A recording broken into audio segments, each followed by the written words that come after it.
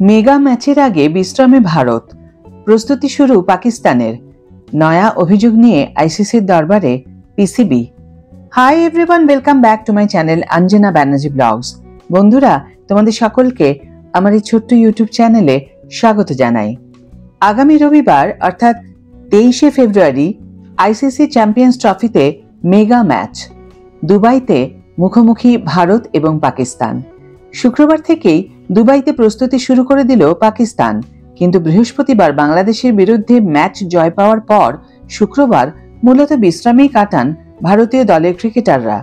ম্যাচের ঠিক আগের দিন শনিবার অনুশীলনেই পাক বধের চূড়ান্ত মহড়া সেরে নেবে ভারত। শুক্রবার দুবাইয়ে স্টেডিয়ামে সন্ধেবেলায় অনুশীলন করে পাকিস্তান দল। করাচিতে চ্যাম্পিয়ন্স ট্রফির প্রথম ম্যাচে পাকিস্তান 60 রানে পরাজিত হয়েছে নিউজিল্যান্ডের কাছে। প্রথম ম্যাচ হারায় পাকিস্তানের নেট রান রেট এখন -1200। এর ফলে পাকিস্তানের সামনে এখনো দুটি ম্যাচ আছে, একটি আগামী রবিবার চিরপ্রতিপক্ষ ভারতের বিরুদ্ধে, অন্যদিকে আগামী 27শে ফেব্রুয়ারি বাংলাদেশের বিরুদ্ধে। এই দুটি ম্যাচ এখন ডু অর ডাই রিজওয়ানদের জন্য। চ্যাম্পিয়ন্স ট্রফির প্রথম ম্যাচে নিউজিল্যান্ডের কাছে হারায় রবিবার মরণ বাঁচন ম্যাচ বাবরদের সামনে।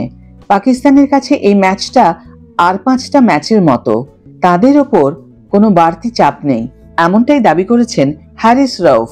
পাক বোলার জানিয়েছেন, ভারতের বিরুদ্ধে ম্যাচে কোনো চাপ নেই, সব ক্রিকেটাররাই ভালো মুডে আছেন, আমরা আর 5টা ম্যাচের মতো এই ম্যাচটাকে নেব।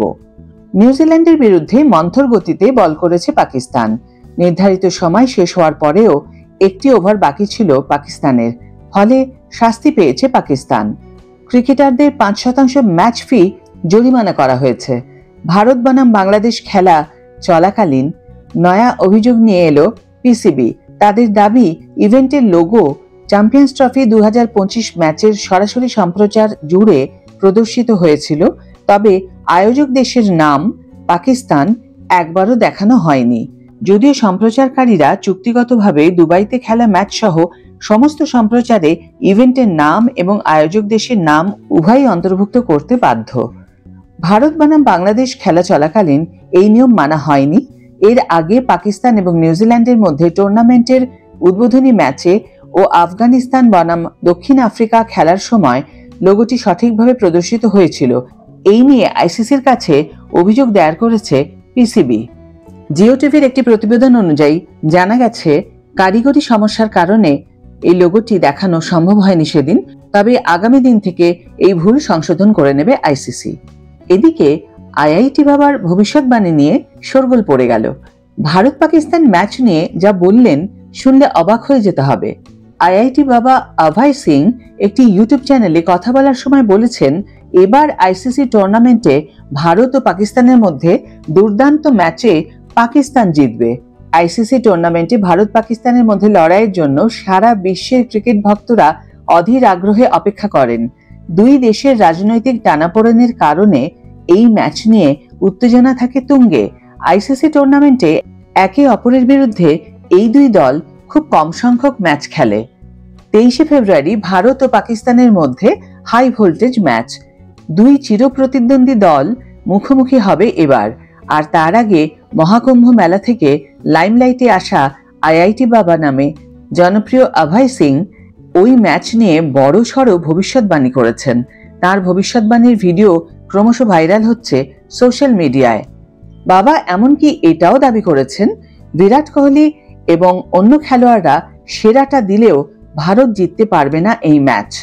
ক্রিকেট ভক্তরা তার এই ভিডিওতে দেখে প্রতিক্রিয়া দিচ্ছেন, সোশ্যাল মিডিয়ায় তাকে ট্রোল করছেন অনেকেই।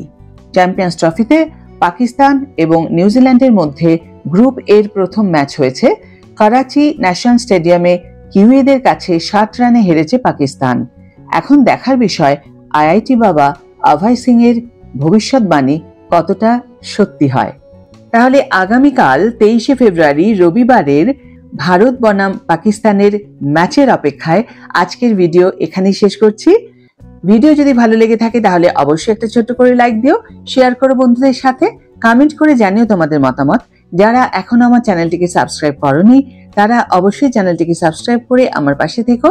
আর যারা অলরেডি সাবস্ক্রাইব করে দিয়েছো তাদের জন্য আমার অনেক অনেক অনেক ভালোবাসা এবং অনেক ধন্যবাদ। আজ তাহলে বিদায় বন্ধু, দেখা হবে পরের ভিডিওতে। ভালো থেকো, সুস্থ থেকো, সঙ্গে থেকো।